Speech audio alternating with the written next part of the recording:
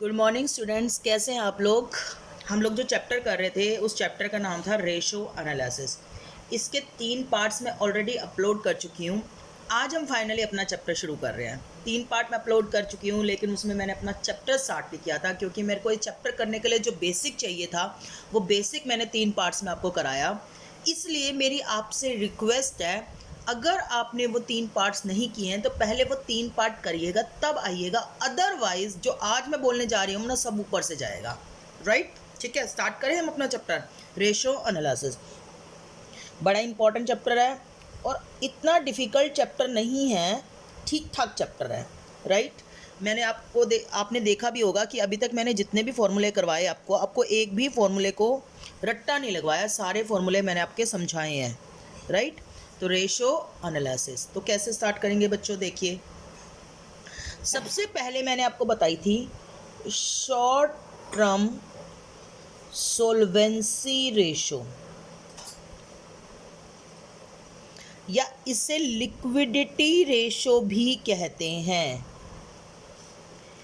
Okay, right, short term solvency ratio कह लो या लिक्विडिटी रेशो कह लो, या बात एक ही है, समझ में आ रही है ना। इसमें मैं आपको 2 रेशो करा रही हूँ। एक हमारी होगी करंट रेशो। कौन सी रेशो? Current ratio. तो आप कहोगे कि मैम करंट रेशो क्या होती है। सिंपल, करंट रेशो क्या होती है? करंट रेशो होती है करंट एसेट्स अपॉन में करंट लायबिलिटी। पहली बात, लिक्विडिटी रेशो हमें बताती क्या है? हमें ये बताती है कि आज हमसे हमारे जो शॉर्ट टर्म क्रेडिटर है ना, वो हमसे पैसा मांगने आ जाए तो हमारी कितनी कैपेबिलिटी है कि हम उनकी पेमेंट कर पाएँ, शॉर्ट टर्म लोन्स की पेमेंट कर पाएँ, शॉर्ट टर्म क्रेडिटर्स की पेमेंट कर पाएँ। बैंक ओवरड्राफ्ट की बात कर रहे हैं हम, या हम शॉर्ट टर्म क्रेडिटर की बात कर रहे हैं, बैंक ओवरड्राफ्ट की बात कर रहे हैं, मतलब जिनसे हमने थोड़े समय के लिए कर्जा लिया है, 1 साल से कम एज के लिए हमने उनसे कर्जा लिया है, मतलब 1 साल से कम पीरियड के लिए हमने उनसे कर्जा लिया है। आज अगर हमसे वो पैसा मांगने आ जाए तो हमारे अंदर कैपेबिलिटी है या नहीं है कि हम उनकी पेमेंट कर पाएँ। अगर मान लिया ये रेशो 2:1 आ रही है तो इसका मतलब ये है कि हमारी डबल कैपेबिलिटी है। यानी कि अगर हमारे पास शॉर्ट टर्म क्रेडिटर्स और बैंक ओवरड्राफ्ट 1 लाख के हैं तो हमारे पास वो एसेट्स 2 लाख की हैं जिनसे हम उनकी पेमेंट कर सकते हैं। तो ये रेशो ये बताती है, दोबारा बोलती हूँ, ये रेशो ये बताती है कि हम short term loan, short term creditors, bank overdraft को पेमेंट करने के लिए कितने कैपेबल हैं। इसमें हमारी पहली रेशो है करंट रेशो। इसका फॉर्मूला है करंट एसेट्स अपॉन में current liabilities. Right, current assets upon में करंट लायबिलिटी। राइट, इसकी आइडियल रेशो होती है 2:1, मतलब ये इसका मतलब ये है कि हमारी करंट एसेट दोगुनी है करंट लायबिलिटी से। आइडियल रेशो है 2:1, वैसे ये 1:1 भी आ सकती है, 3:1 भी आ सकती है। आइडियल मतलब जो सबसे अच्छी रेशो है कि करंट एसेट एटलीस्ट दुगनी होनी चाहिए करंट लायबिलिटी से। अब आप कहोगे मैम करंट एसेट्स का मतलब बताओ। ठीक है, करंट एसेट्स का मतलब बताते हैं। आपको अपनी बैलेंस शीट में जाना पड़ेगा। करंट एसेट्स में हमारे पास आती थी करंट इन्वेस्टमेंट्स, इन्वेंट्रीज यानी कि स्टॉक, ट्रेड रिसीवेबल, स्टॉक को बेचते हैं तो डेटर आते हैं, डेटर से cash and cash equivalent, short term loans and advance, ये लोन्स एंड एडवांस दिए हैं, लिए नहीं है, दिए हैं तभी एसेट है, और other current assets. Other current assets, current investment, current investment मतलब कि शॉर्ट टर्म इन्वेस्टमेंट्स। अगर मैं करंट इन्वेस्टमेंट को खोलूँ, मार्केटेबल सिक्योरिटीज़ जो मार्केट में इजीली बिक जाएं, जैसे गोल्ड, सिल्वर, म्यूचुअल फंड्स। और क्या हो सकती है करंट इन्वेस्टमेंट में? ट्रेड इन्वेस्टमेंट, जिससे आपने बिजनेस के लिए ही खरीदा है उन इन्वेस्टमेंट को, तो ये आ गई करंट इन्वेस्टमेंट में। इन्वेंट्री में आया रॉ मटेरियल, ये इन्वेंट्री होता है। Work in progress, finish goods, आपको पता है कच्चा माल, शर्टों के लिए कपड़ा, शर्टें कट गई हैं सिलनी बाकी है, work in progress. Finish goods शर्टें तैयार हो गई हैं। फिनिश गुड्स के बाद नेक्स्ट आएगा आपका इन्वेंट्री में आपका स्टॉक इन ट्रेड, वो माल जो बिकने के लिए रखा है। स्टोर एंड स्पेयर्स, अगर शर्ट बनाने के लिए कपड़ा रॉ मटेरियल है तो धागा स्टोर एंड स्पेयर है। उसके बाद ये आ गई हमारी इन्वेंट्री के पार्ट। इन्वेंट्री के बाद अगला क्या है, ट्रेड रिसीवेबल। ट्रेड रिसीवेबल में आएंगे हमारे डेटर्स एंड बिल रिसीवेबल। बच्चों कुछ नहीं करी, मैं इसको तोड़ फोड़ रही हूँ। तोड़ फोड़ कैसे रही हूँ बच्चों, करंट इन्वेस्टमेंट को तोड़ा, 3 पार्ट बना दिए, short term investment, marketable security, trade investment. Inventory को तोड़ा, raw material, work in progress, finish goods, stock in trade, store and spheres. और ट्रेड रिसीवेबल को तोड़ा, डेटर एंड बिल रिसीवेबल। अब कैश एंड कैश इक्विवेलेंट को तोड़ रही हूँ। कैश एंड कैश इक्विवेलेंट में आएगा cash in hand oblique bank, cash in transit, cheque and draft. Short term loans and advance को तो short term loans and advance में ही लिखूंगी, वो लोन्स एंड एडवांस जो थोड़े समय के लिए दिए हैं, क्योंकि इसकी डिटेलिंग नहीं आती है। और अदर करंट एसेट्स में आएगा prepaid expenses and accrued income. बस बच्चों कुछ नहीं किया मैंने। करंट इन्वेस्टमेंट, करंट एसेट्स है ना, ये हमारी क्या है, करंट एसेट्स। करंट एसेट के कितने पार्ट है, 5।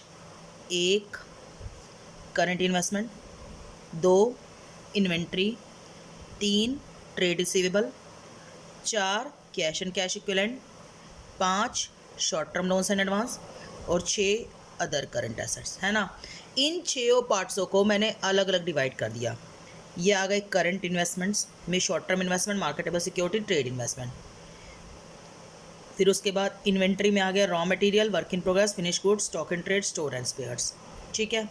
ट्रेड रिसीवेबल में आ गया debtor and bill receivable. Cash and cash equivalent में आ गया cash in hand, cash at bank, cheque and draft. Short term loans and advance, short term loans and advance कहलाएंगे, राइट। और उसके बाद अदर करंट एसेट्स में आएगा prepaid expenses और एक्रूड इनकम। ये हमारी हो गई करंट एसेट्स। अभी मैंने करंट एसेट का मतलब बताया, अब मुझे किसका मतलब बताना पड़ेगा, बताओ, करंट लायबिलिटी का। तो अब हम मूव करते हैं करंट लायबिलिटी के मतलब की तरफ। तो देखिए करंट लायबिलिटी में क्या क्या आएगा। करंट लायबिलिटी, अगर बैलेंस शीट में करंट लायबिलिटी का मतलब देखा जाए तो होता है शॉर्ट टर्म बोरोइंग,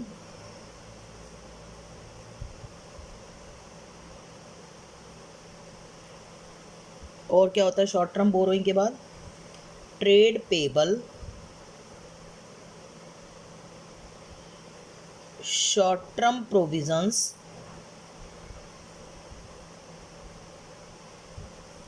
और अदर करंट लायबिलिटीज। ये 4 पार्ट होते हैं, राइट। अगर मैं कहूँ शॉर्ट टर्म बोरोइंग में क्या क्या होता है, देखो शॉर्ट टर्म बोरोइंग में क्या क्या होता है, जो थोड़े समय के लिए बोरोइंग की है, यानी कि बैंक ओवरड्राफ्ट और कैश क्रेडिट, हाथ उधारी। हाथ उधारी और bank overdraft short term borrowing है। ट्रेड पेबल में आएगा क्रेडिटर्स और bills payable. Short term provision में आएगा provision for tax, propose dividend. Other current liability में आएगा outstanding expenses, income received in advance,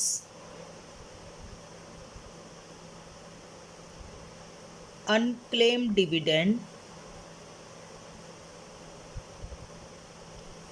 unpaid dividend,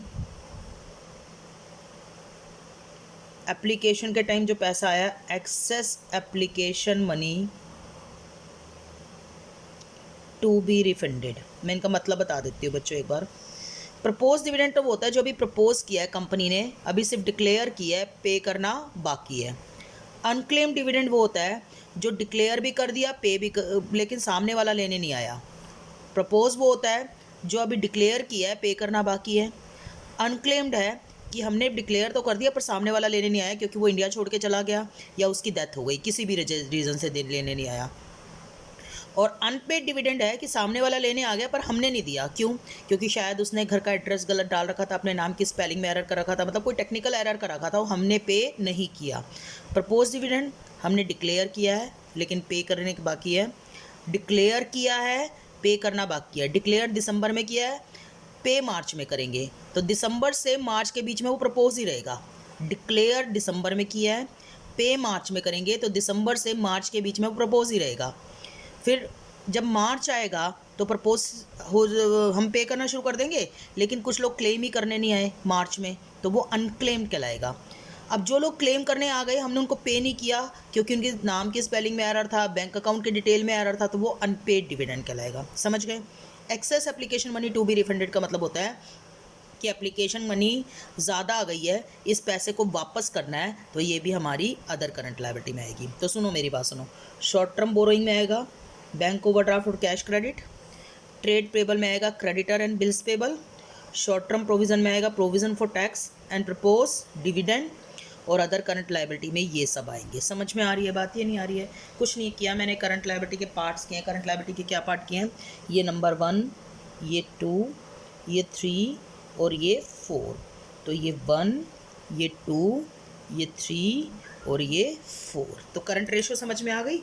current ratio का formula होता है, कुछ नहीं है, देखो बच्चों, करंट रेशो का फॉर्मूला होता है करंट एसेट्स अपॉन में करंट लायबिलिटी। मैंने करंट एसेट्स में क्या क्या होता है वो बता दिया, फिर उसको खोल के भी बता दिया, और करंट लायबिलिटी में क्या क्या होता है वो बता दिया, और फिर उसको खोल के भी बता दिया। समझ में आ रही है ना? अब शॉर्ट टर्म सोल्वेंसी रेशो की दूसरी रेशो थी, ये तो पहली रेशो थी ना करंट रेशो। 3 रेशो बताई थी मैंने इसमें, पहली थी करंट रेशो, और अब दूसरी जो रेशो आएगी वो आएगी क्विक रेशो, या इसे लिक्विड रेशो भी कहते हैं, या इसे एसिड टेस्ट रेशो भी कहते हैं। समझ गए या नहीं समझ गए? ये करंट रेशो है, करंट एसेट्स अपॉन में current liability, current assets upon में करंट लायबिलिटी। और क्विक रेशो आएगी क्विक एसेट्स अपॉन में करंट लायबिलिटी, नहीं क्विक लायबिलिटी। ये जब वहाँ क्विक एसेट्स अपॉन में क्विक लायबिलिटी, करंट लायबिलिटी क्यों लिख रही हो अभी थोड़ी देर में डिस्कस करेंगे।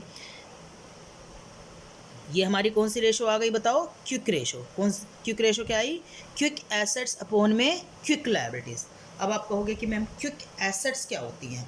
पहली बात, इसकी आइडियल रेशो है 1:1, राइट? ये वो है, देखो मेरी बात सुनो, करंट रेशो में ना करंट एसेट ली थी, करंट एसेट में ना सभी से कैश नहीं मिलता, जैसे प्रीपेड एक्सपेंसेस से आपको कभी कैश नहीं मिलता है ना, नहीं मिलता ना। उसके बाद स्टॉक पता नहीं बिकेगा या नहीं बिकेगा, तो इससे भी जल्दी कैश मिलने की उम्मीद नहीं है। तो क्विक एसेट्स वो एसेट्स होती हैं जिनसे बिल्कुल एक ही, मतलब आज चाहो ना आज ही के दिन में कैश आ जाएगा। तो क्विक एसेट और करंट एसेट में क्या फ़र्क होता है समझ रहे हो? करंट एसेट्स वो होती हैं जिनसे आप 1 साल के अंदर आपको कैश रियलाइज होता है, 1 साल के अंदर। करंट एसेट वो होती है जिनको आप 1 साल के अंदर कैश में कन्वर्ट कर सकते हो। लेकिन क्विक एसेट क्या होती है? जिससे आप आज 10 दिन में, 15 दिन में, महीने में ही कैश में कन्वर्ट कर सकते हो, मतलब तुरंत की तुरंत ही आप उसे कैश में कन्वर्ट कर सकते हो। तो आप कहोगे मैम क्विक एसेट क्या होती है? मैं बताती हूँ क्विक एसेट क्या होती है। क्विक एसेट होती है current assets minus prepaid expenses. बताओ प्रीपेड एक्सपेंसेस क्यों माइनस किया? क्योंकि प्रीपेड एक्सपेंसेस तो कैश में कन्वर्ट होता ही नहीं है, वो तो खर्चे हैं जो एडवांस पे कर चुके हैं, उनका कैश कैसे बनेगा? वो तो कैश जा चुका उनके नाम का, तो है ना। और इन्वेंट्री क्यों माइनस करते हैं बच्चों? क्योंकि इन्वेंट्री एक ऐसी चीज़ है जो कैश में कन्वर्ट होगी या नहीं होगी हमें कोई भरोसा नहीं है। समझ में आ रही है बात या नहीं आ रही है? तो हम इन दो चीज़ों को अगर हम करंट एसेट्स में से माइनस कर दें तो क्विक एसेट बन जाती है। आपको समझ में आ रहा है? देखो, इन्वेंट्री 1 साल में बिक जाएगी ये तो श्योर है, तो इसलिए करंट एसेट्स तो है, पर 2 दिन में बिकेगी, 4 दिन में बिकेगी, 10 दिन में बिकेगी, इसकी कोई श्योरिटी नहीं है, तो ये हमारी क्विक एसेट नहीं है। तो जब करंट एसेट्स में से प्रीपेड एक्सपेंसेस और इन्वेंट्री हम लोग माइनस कर देते हैं तो हमारी क्विक एसेट बन जाती है। जब करंट एसेट्स में से प्रीपेड एक्सपेंसेस और इन्वेंट्री माइनस कर देते हैं तो क्विक एसेट बन जाती है। और क्विक लायबिलिटी क्या होती है? क्विक लायबिलिटी होती है जिनकी तुरंत तुरंत पेमेंट करनी पड़े, इसका फॉर्मूला होता है current liability minus short term loans and advance. मुझे बताओ short term loans and advance क्यों माइनस? क्योंकि आपने बेशक लोन्स शॉर्ट टर्म के लिए लिए हुए हैं, पर एक बात बताऊं, शॉर्ट टर्म के लिए लिए बेशक है, लेकिन जब भी आप बैंक से लोन लेने जाते हो तो आप कुछ टाइम पीरियड तो डिसाइड करते हो ना बैंक के साथ, भाई 5 महीने में पेमेंट करेंगे, 6 महीने में पेमेंट करेंगे, 8 महीने में पेमेंट करेंगे। ये कोई एक ऐसी लायबिलिटी नहीं है जिसकी मतलब 10 दिन के अंदर ही तकाजा आ सकता है कि तुरंत पेमेंट करनी ही करनी है। समझ में आ रही है ना? तो क्विक लायबिलिटी वो होती है जिनका तुरंत तकाजा आ सकता है कि करो पेमेंट, अभी करो। जैसे क्रेडिटर का तुरंत तकाजा आ सकता है, करो पेमेंट, अभी करो, हमें तो अभी चाहिए। समझ में आ रही है ना? लेकिन short term loans and advance में होते हैं बैंक ओवरड्राफ्ट, वो शॉर्ट टर्म बोरोइंग में होते हैं bank overdraft, short term loans and advance बोल रही हूँ। शॉर्ट टर्म बोरोइंग में होते हैं बैंक ओवरड्राफ्ट, है ना? बैंक ओवरड्राफ्ट का तुरंत तकाजा नहीं आ सकता। समझ में आ रही है बात? ये नहीं आ रही है? तो सिंपल सी बात है, मैं आपको बताना चाह रही हूँ, क्विक एसेट्स होती हैं current assets minus prepaid expenses minus inventory, और क्विक लायबिलिटीज होती हैं current liability minus short term borrowing. समझ गए या नहीं समझ गए? अब आप कहोगे मैम 12th में तो हमारा टीचर कराता था क्विक रेशो का फॉर्मूला, क्विक एसेट्स अपॉन में current liability, quick assets upon में करंट लायबिलिटी। अब एक बात बताओ, अगर शॉर्ट टर्म बोरोइंग नहीं दी हो तो क्विक लायबिलिटी किसके बराबर हो जाएगी? Current liability. तो 12th में ये मान के चला जाता था कि क्वेश्चन में शॉर्ट टर्म बोरोइंग यानी कि बैंक ओवरड्राफ्ट गिवन नहीं है। मैं दोबारा बोल रही हूँ, 12th में ये मान के चला जाता था कि क्वेश्चन में शॉर्ट टर्म बोरोइंग गिवन नहीं है, और चूंकि क्वेश्चन में शॉर्ट टर्म बोरोइंग गिवन नहीं है इसलिए क्विक लायबिलिटी करंट लायबिलिटी के बराबर हो जाएगी। तो अगर आपका ये फॉर्मूला ऐसे भी बन सकता है क्विक एसेट्स अपॉन में करंट लायबिलिटी, लेकिन तब बनेगा if short term borrowing is not given. तो मैम अब ये बताओ हम ये वाला फॉर्मूला लगाएं कि ये वाला फॉर्मूला लगाएं? बच्चों अब आपको ग्रेजुएशन में ये वाला भी करके जाना पड़ेगा, ये वाला भी। कई बार ये वाला लगाने की जरूरत पड़ेगी, कई बार ये वाला लगाने की जरूरत पड़ेगी। मैं आपको बता रही हूँ, अगर क्वेश्चन में शॉर्ट टर्म बोरोइंग ना गिवन हो तो आप लगाओगे क्विक एसेट अपॉन में करंट लायबिलिटी, और क्वेश्चन में शॉर्ट टर्म बोरोइंग गिवन हो तो आप लगाओगे क्विक एसेट अपॉन में क्विक लायबिलिटी। दोबारा रिपीट करती हूँ, क्विक रेशो का फॉर्मूला होता है क्विक एसेट्स अपॉन में क्विक लायबिलिटी। क्विक एसेट होती है current assets minus prepaid expenses minus inventory, और क्विक लायबिलिटी होती है current liability minus short term borrowing. लेकिन अगर शॉर्ट टर्म बोरोइंग गिवन नहीं हो तो क्विक लायबिलिटी करंट लायबिलिटी के बराबर हो जाती है, और चूंकि क्विक लायबिलिटी करंट लायबिलिटी के बराबर हो जाती है तो उस केस में हम फॉर्मूला लगा सकते हैं quick asset, quick liability current liability के बराबर हो गई तो करंट लायबिलिटी को फोन में करके लगा सकते हैं, है ना? अब फाइनल डिसीजन क्या आया? अगर शॉर्ट टर्म बोरोइंग गिवन है तो आप लगाओगे क्विक एसेट अपॉन में क्विक लायबिलिटी, और अगर शॉर्ट टर्म बोरोइंग गिवन नहीं है तो आप लगाओगे क्विक एसेट अपॉन में करंट लायबिलिटी। समझ में आ रही है बात या नहीं आ रही है? तो आपको दूसरी रेशो का समझ में आई। मैंने पहली रेशो बताई कौन सी? Current ratio. दूसरी रेशो बताई मैंने क्विक रेशो। समझ में आ रही है? Short term borrowing is not given. Now the third one, third जो मैं आपको बताने जा रही हूँ वो मैं आपको बताने जा रही हूँ कैश इंटरवल रेशो। ये कहता है कि अभी तुरंत पेमेंट करनी पड़ जाए तो आपके पास ऐसा क्या अवेलेबल है जिससे आप तुरंत पेमेंट कर सकते हो? तो बताओ क्या अवेलेबल है जिससे तुरंत पेमेंट कर सकते हो? एक तो कैश एंड कैश इक्विवेलेंट, उससे तुरंत पेमेंट कर सकते हो क्योंकि वो तो हाथ में कैश है, बैंक में कैश है। और एक आप कर सकते हो जो है करंट इन्वेस्टमेंट, उसको भी तुरंत बेच सकते हो, करंट इन्वेस्टमेंट, है ना? और अपोन में कर दोगे करंट लायबिलिटी।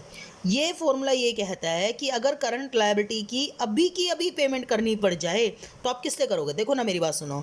आपके पास वैसे तो करंट एसेट में बहुत कुछ होता है। करंट एसेट्स में क्या क्या होता है बताओ? इन्वेंट्री होता है, करंट इन्वेस्टमेंट होता है, इसको बेच के तुरंत पेमेंट कर सकते हो। इन्वेंट्री होता है, इसको तुरंत बिकेगी या नहीं बिकेगी इसका हमें कोई भरोसा नहीं है, कस्टमर मिल जाए तो बिक जाएगी। ट्रेड रिसीवेबल होता है, ये कस्टमर से पैसा लेना होता है, उनके हाथ में होता है, वो देंगे पता नहीं देंगे।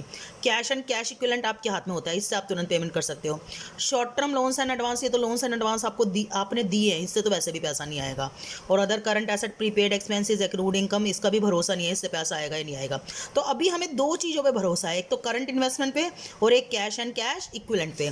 तो हम इन दो भरोसे वाली चीज़ों को ले रहे हैं जो हमारी करंट लायबिलिटी को पे करने के काम आ सकती है। तो ये हमारी रेशो कौन सी रेशो हो गई? Cash interval ratio. समझ में आई? तो शॉर्ट टर्म सोल्वेंसी रेशो समझ में आई? शॉर्ट टर्म सोल्वेंसी रेशो में हमारी 3 रेशो गई। पहली रेशो कौन सी गई बताओ? Current ratio. फॉर्मूला होगा करंट एसेट्स अपॉन में करंट लायबिलिटी। करंट एसेट में ये 6 चीज़ें इंक्लूड होती हैं। इन 6 चीज़ों को तोड़ तोड़ के ही मतलब बता दिया मैंने, इलेबोरेशन भी बता दिया इन 6 चीज़ों का। 6 जो ये पार्ट है करंट एसेट्स के। फिर करंट लायबिलिटीज़ में ये 4 चीज़ें इंक्लूड होती हैं। इन 4 चीज़ों में क्या क्या शामिल होता है वो भी मैंने बता दिया। फिर मैंने बताई क्विक रेशो। क्विक रेशो का फॉर्मूला होता है क्विक एसेट्स अपॉन में क्विक लायबिलिटी, लेकिन शॉर्ट टर्म बोरोइंग ना दी हो तो क्विक एसेट अपॉन में करंट लायबिलिटी।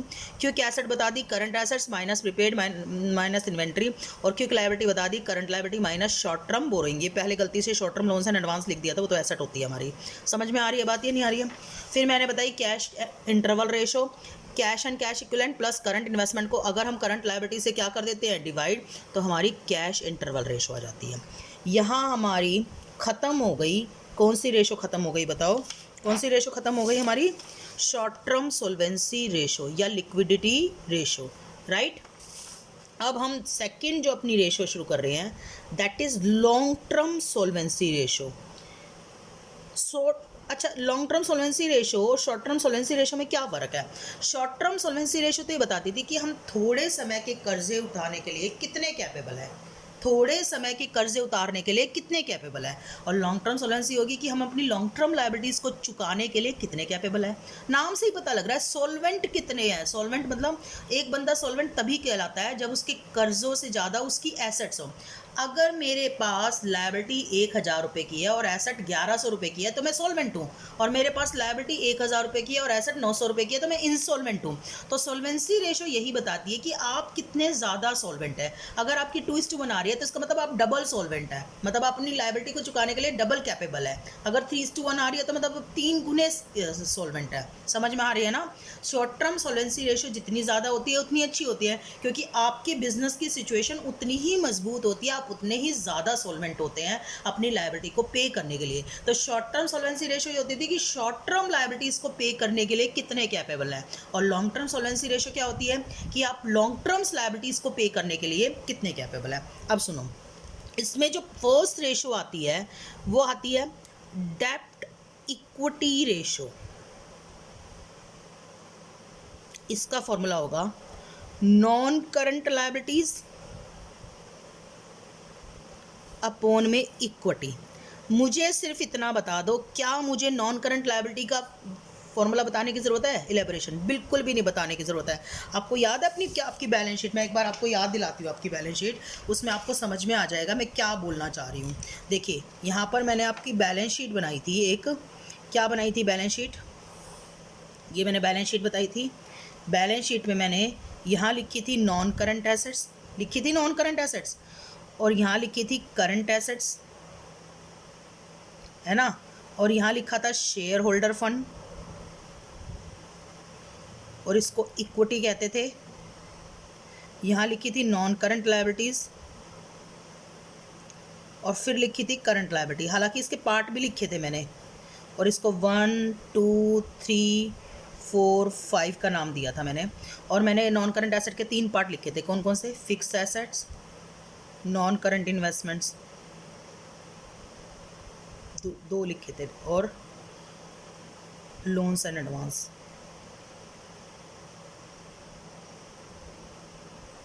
याद आया? कुछ आ गया होगा डेफिनेटली। और इक्विटी के मैंने 3 पार्ट लिखे, 2 पार्ट लिखे थे, एक तो शेयर कैपिटल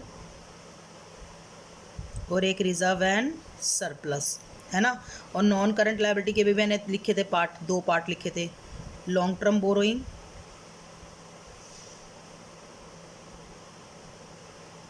और लॉन्ग टर्म प्रोविजन। याद आया आपको कुछ? यस आया होगा। तो ये नॉन करंट लायबिलिटी ऊपर लेनी है और इक्विटी को इसको नीचे लेना है। नॉन करंट लायबिलिटी इसको मतलब इसको ऊपर लेना है और इस इक्विटी को नीचे लेना है। समझ गए या नहीं समझ गए? अब आपके लिए कुछ भी मुश्किल नहीं है। देखो नॉन करंट लायबिलिटी और इक्विटी को ऊपर नीचे लेके कैसे आसान हो जाएगा बच्चों। देखो ध्यान से सुनना, अगर इक्विटी निकालना है तो 1+2 करो, 5 और -4 क्या कर दो माइनस, और नॉन करंट लायबिलिटी निकालना है तो 1+2 करो और 3 और 5 क्या कर दो माइनस। समझ में आ रही है बात, ये नहीं आ रही है? मतलब इस बैलेंस शीट से ऑटोमेटिकली ये फॉर्मूले बन जाएंगे। प्लीज़ आप वो वाली वीडियो देख लेना, वो वीडियो नंबर 2 है, आपको समझ में आ जाएगा। वीडियो नंबर 2 करके तब आप लॉन्ग टर्म सॉल्वेंसी रेशो करना। लॉन्ग टर्म सॉल्वेंसी रेशो करने से पहले आप अपनी वीडियो नंबर 2 देखना, तब उसके बाद लॉन्ग टर्म सॉल्वेंसी रेशो करना। जिसने की हुई है ना वीडियो नंबर 2, वो भी एक बार दोबारा रिपीट करके पहले वो देखेगा, उसके बाद लॉन्ग टर्म सॉल्वेंसी रेशो करेगा। समझ में आ रही है बात या नहीं आ रही है? डेट इक्विटी रेशो ये कहती है, डेप्ट मतलब बाहर वालों का कर्जा, इक्विटी मतलब घर वालों का कर्जा। अगर ये रेशो 1:2 आ रही है तो इसका मतलब घर वालों ने डबल पैसा लगाया हुआ है बाहर वालों से। बाहर वालों ने 1 रुपया लगाया है तो घर वालों ने 2 रुपये लगाए हैं। 1:3 आ रही है तो इसका मतलब बाहर वालों ने 1 रुपया लगाया है तो घर वालों ने 3 रुपये लगाए हुए हैं। समझ में आ रही है ना? तो डेट इक्विटी रेशो। उसके बाद जो अगली रेशो थी वो थी दूसरी, प्रोप्राइटरी रेशो। इसका फॉर्मूला होता है, प्रोप्राइटरी का फॉर्मूला, इक्विटी अपॉन में टोटल फंड। टोटल फंड को हम कैपिटल एम्प्लॉयड कहते थे। मैं वीडियो नंबर 2 में आपको टोटल फंड का फॉर्मूला भी करा के आ चुकी है और इक्विटी के फॉर्मूले भी करा के आ चुके हैं, इसलिए तो बोल रहे हो वो करके आना। समझ में आ रही है बात, ये नहीं आ रही है? तो ये बताता है टोटल फंड मतलब टोटल पैसा लगा हुआ है, और इक्विटी मतलब घर वालों का पैसा। अगर ये रेशो 1:3 आ रही है तो इसका मतलब ये है कि टोटल 3 रुपये लगे हुए हैं, उसमें घर वालों के 1 रुपया लगा हुआ है। समझ में आ रही है ना बात? प्रोप्राइटरी रेशो के बाद नेक्स्ट रेशो थी टोटल एसेट्स टू डेप्ट रेशो। इसका फॉर्मूला होगा टोटल एसेट्स अपॉन में नॉन करंट लायबिलिटीज। अब मैं आपको टोटल एसेट्स के फॉर्मूले भी करवा के आ चुकी हूँ और नॉन करंट लायबिलिटी के फॉर्मूले भी करा के आ चुकी हूँ, तभी तो बोल रही हूँ वो देख के तब आना। इसमें यह है कि अगर ये रेशो 3:1 आ रही है, इसका मतलब टोटल 3 रुपये लगे हुए हैं, उसमें बाहर वालों के 1 रुपया लगा हुआ है। नॉन करंट लायबिलिटी मतलब बाहर वालों का पैसा ना, इक्विटी मतलब घर वालों का पैसा, टोटल मतलब टोटल पैसा, टोटल एसेट मतलब टोटल एसेट्स, और नॉन करंट लायबिलिटी मतलब बाहर वालों का पैसा। समझ में आ रही है बात, ये नहीं आ रही है? अगली रेशो मैंने आपको बताई थी, इसमें अगली रेशो जो बताई थी वो बताई थी मैंने इंटरेस्ट कवरेज रेशो। ये थोड़ी सी डिफरेंट है, इसको बाद में डिस्कस करेंगे, पर लिख देती हूँ formula, profit before interest and tax upon में इंटरेस्ट चार्जेस। बता चुका है मैंने profit before interest and tax, video number 3 में बता चुका है profit before interest and tax, याद है? रिवेन्यू फ्रॉम ऑपरेशन में से cost of revenue from operation minus करेंगे तो ग्रॉस प्रॉफिट आएगा, फिर उसमें से ऑपरेटिंग एक्सपेंस माइनस करेंगे तो ऑपरेटिंग प्रॉफिट आएगा, फिर उसमें नॉन ऑपरेटिंग एक्सपेंस माइनस करेंगे, नॉन ऑपरेटिंग इनकम ऐड करेंगे तो profit before interest and tax आएगा, और उसको इंटरेस्ट से डिवाइड कर देंगे। ये रेशो अगर 3:1 आ रही है ना, इसका मतलब जितना हम ब्याज दे रहे हैं उससे 3 गुना ज़्यादा प्रॉफिट कमा रहे हैं। ये इंटरेस्ट है और ये प्रॉफिट है। 4:1 आ रही है, इसका मतलब इंटरेस्ट से 4 गुना ज़्यादा प्रॉफिट कमा रहे हैं। 5:1 आ रही है, इसका मतलब इंटरेस्ट से 5 टाइम्स ज़्यादा प्रॉफिट कमा रहे हैं। तो ये रेशो जितनी ज़्यादा हो उतनी अच्छी है। अगली रेशो है हमारी, जो अगली रेशो है वो है हमारी capital gearing ratio. Capital gearing ratio, इसका फॉर्मूला होता है fix interest bearing securities, fix income बोल दूँ, fix income bearing securities upon में फ्लेक्सिबल इनकम बियरिंग सिक्योरिटीज़।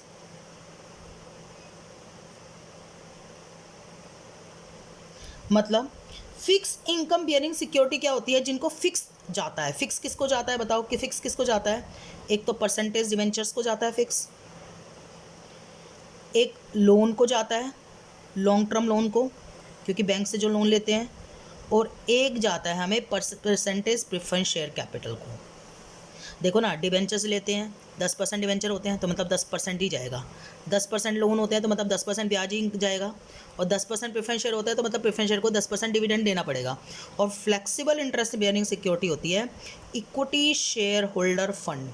मतलब equity share holder fund, equity को बचा हुआ जाता है ना, प्रेफरेंस को देने के बाद जो बच जाता है वो इक्विटी के लिए बच जाता है। वो कम भी बच सकता है, वो ज़्यादा भी बच सकता है। तो फ्लेक्सिबल इंटरेस्ट बियरिंग सिक्योरिटी हो गई इक्विटी शेयर होल्डर फंड। याद रखना, इक्विटी और इक्विटी शेयर होल्डर फंड में अंतर है। इक्विटी होता है इक्विटी और प्रेफरेंस दोनों का पैसा, और इक्विटी शेयर होल्डर फंड होता है सिर्फ इक्विटी शेयर होल्डर का पैसा, क्योंकि प्रेफरेंस का तो हमने ऊपर लिख लिया। इनको फिक्स रेट से जाता है और इनको फ्लेक्सिबल रेट से जाता है। समझ में आ रही है बात या नहीं आ रही है? ओके, क्लियर हो गई ना? अब उसके बाद अगली रेशो, और भी कोई रेशो रह रही है? नहीं, आई थिंक सारी रेशो कंप्लीट हो गई है। Debt equity ratio, total asset to डेप्ट ratio, proprietary ratio, interest coverage ratio और कैपिटल गियरिंग रेशो। क्लियर हो गई बात या नहीं हुई? राइट। तो ये रेशो आपकी हो गई शॉर्ट टर्म सॉल्वेंसी रेशो और लॉन्ग टर्म सॉल्वेंसी रेशो। इनके फॉर्मूले कर लेना अच्छे से, बाकी मैं आपको नेक्स्ट वीडियो में बताऊंगी। Thank you so much.